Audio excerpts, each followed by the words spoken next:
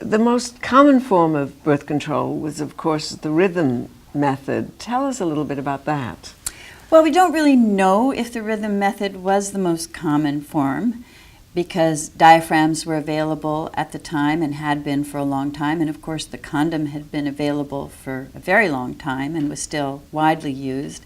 But the rhythm method was especially attractive to Catholic women and any other women who, for one reason or another, really didn't have access to other birth control kinds of objects or methods, and it seemed as though it would be an easy way to prevent pregnancy.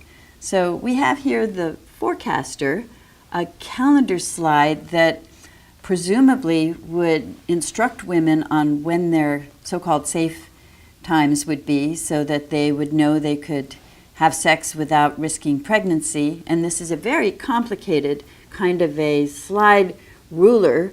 It says the forecaster automatically forecasts the days of the month when pregnancy is possible and impossible, which of course was not at all true because every woman had a different cycle, and even if women did have very regular clockwork type cycles, there was no guarantee that the rhythm method would work, and in fact it didn't work. How did it do that? How did it forecast the days? Well, it says here that if you move the cycle slide until the number corresponding to your monthly cycle appeared in the window, then after the window slide is set to the correct cycle, move the calendar slide until the first day of flow of your current menstrual period is directly opposite arrow number 1. And then it goes on with a very complicated and detailed instructions. The last part being how to determine your cycle for women with irregular cycles. So if you could understand this, you probably didn't need it. The other way of looking at it is use this and then never have sex because you were always at risk of getting pregnant, and that was really true. There were no safe days, at least none that could be predicted ahead of time.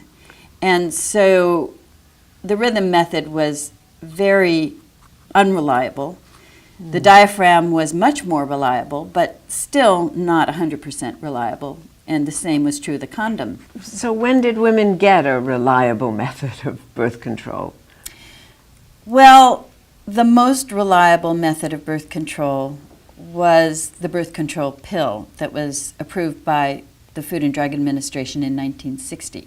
Prior to that time, a combination of available birth control methods and abortion were really the only effective means of preventing pregnancy.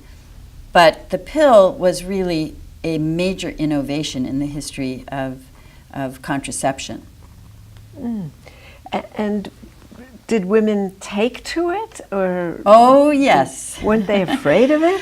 Women took to the pill instantly. In fact, women took to the pill before the approval by the FDA.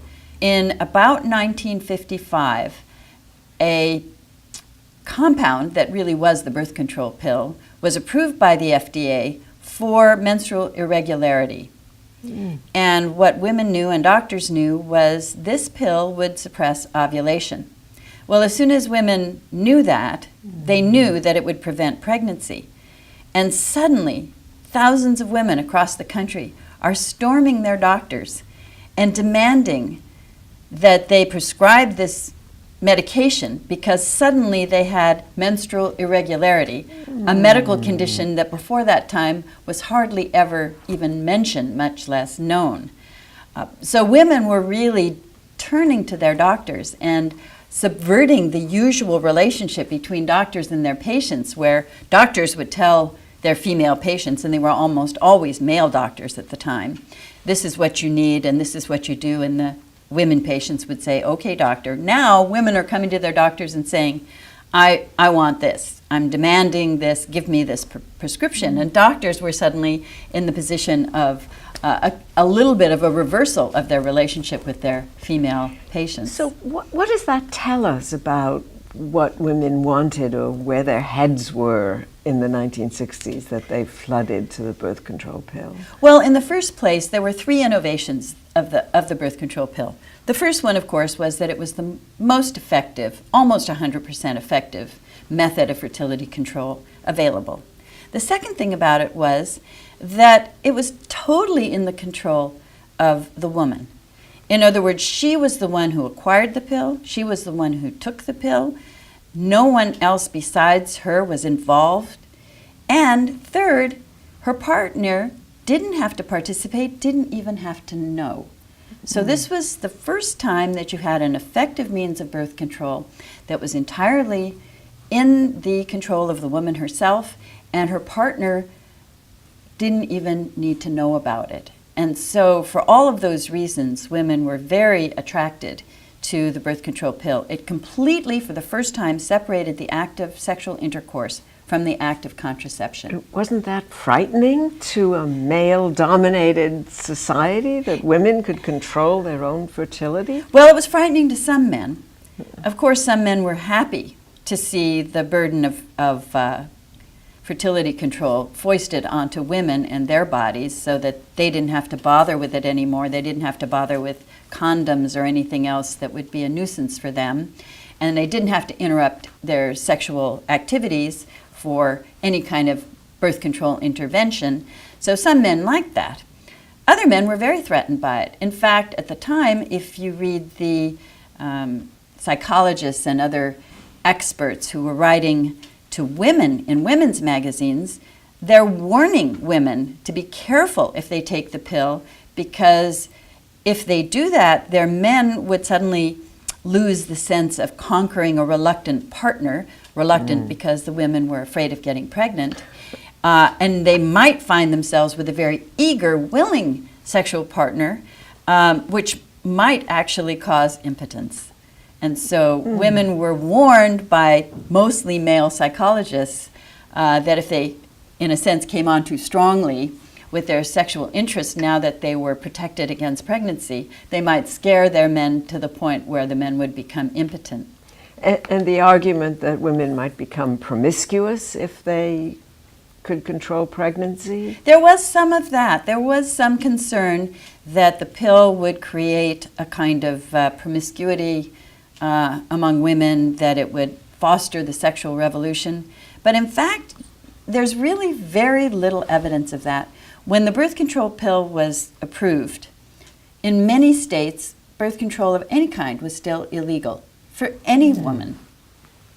And it wasn't until 1965, 5 years after the pill was approved by the FDA, that birth control became legal in all states. This was as a result of a Supreme Court decision. It became legal in all states to provide birth control pills or any other kind of birth control method, but only to married women. And so single women were still legally not able to get access until 1972, when another major Supreme Court decision lifted the marital restriction and said that states could not prevent anyone from getting and using birth control. So would you say then that the invention and distribution of the pill increased women's independence, allowed them to separate from the home in some way? Well, here's the thing about the pill. Women were gaining access to the pill even when it wasn't fully legal. They could go to a doctor and the doctor would have to say, for the woman's health, I'm prescribing this, or for menstrual irregularities, or whatever it might be. This was also the time when Planned Parenthood clinics were providing birth control, and they too could prescribe the pill or any other kind of birth control for women in a clinical setting. And of course you needed a prescription, but women who were determined to get the pill got the pill, whether they were married or single. What we know now is that there's actually no evidence that the birth control pill had much, if anything, to do with the sexual revolution. Sexual revolution began decades before the pill ever emerged and continued. But we don't really know that any woman said, oh boy, now there's a pill available. I'm going to go get the pill and then I'm going to find someone to have sex with. It was much more likely that the women who sought out and got the pill, whether single or married, were already sexually active. And this just relieved them from the burden and the fear of pregnancy.